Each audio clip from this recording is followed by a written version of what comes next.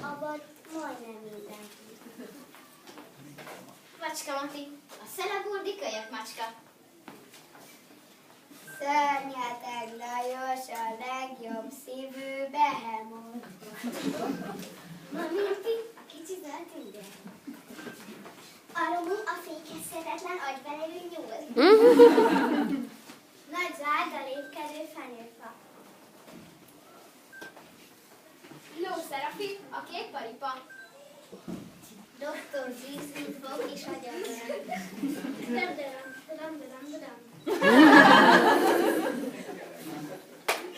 Bruckner Siegfried, a kiérdemesült cirkuszi oroszlán.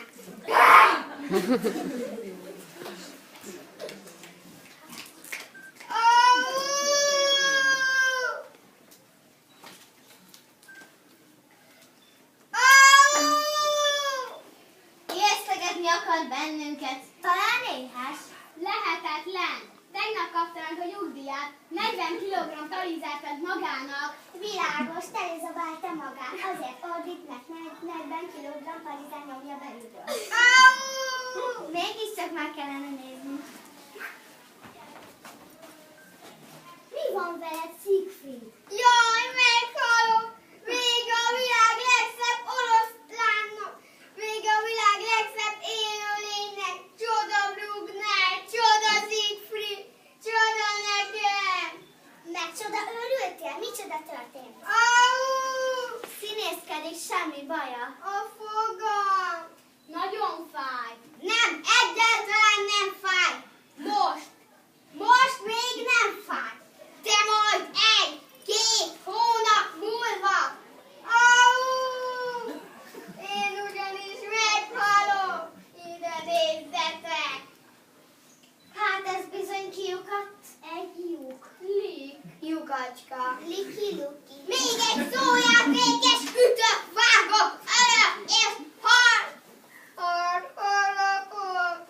Tudok is én harapni. Ezzel nézzétek.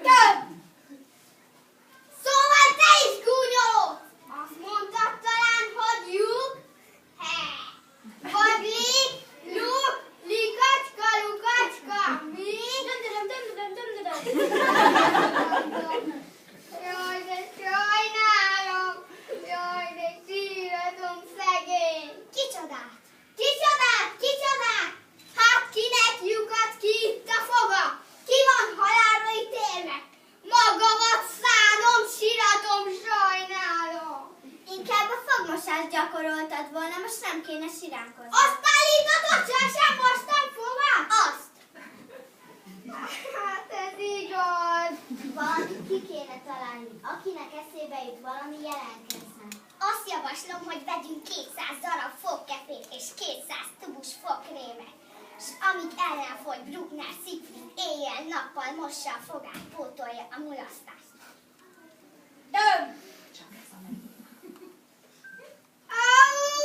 Csak ez a megoldás.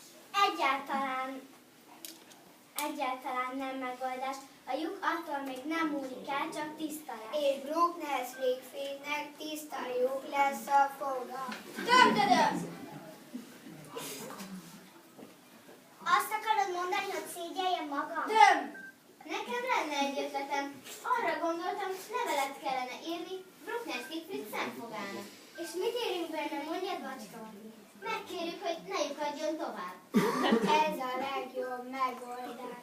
Esetleg verset is írhatunk. Igen, tisztelt szemfog. Rajtunk ön ki nem fog. Önön nevetni fogunk. Mi velem, amit fogunk. Mit szentelenkedsz?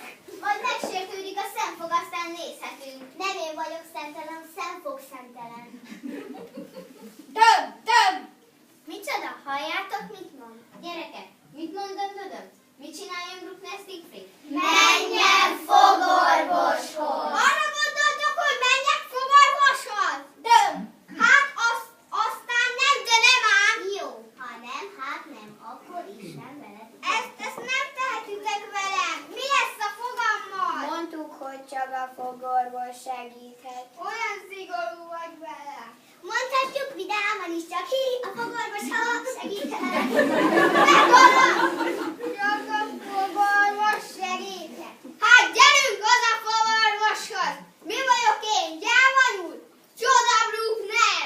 Csoda Siegfried! Na, csak ne nyulazzunk, majd én elkísérlek. Jaj! Hidd el, Toni! Én drága doktor úr, rettenetesen fogok ordítani! És a szabad értelműen miért? A fordít tetszik, Kifúrva. a tömbi tetszik, Betömve. Kész? Kész. ide sűrsz, itt a tömés! Ide lépjünk, a legcsodálatos! Na mit szólsz hozzá? Láttál már ilyen gyönyörű? Tokikám meg egy műművész, hogy amit akar. Kinek van az erdőben fogtömése? Na kinek? Természetesen csak nekem! Csoda Bruckner, csoda Siegfried! Csoda nekem! Egyáltalán nem fáj.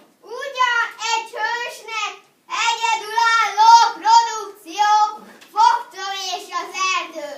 Na gyere, te fogatömetlen! Jó. Gyertek, gyertek, indulj. Indulj. Rózsa, indulj.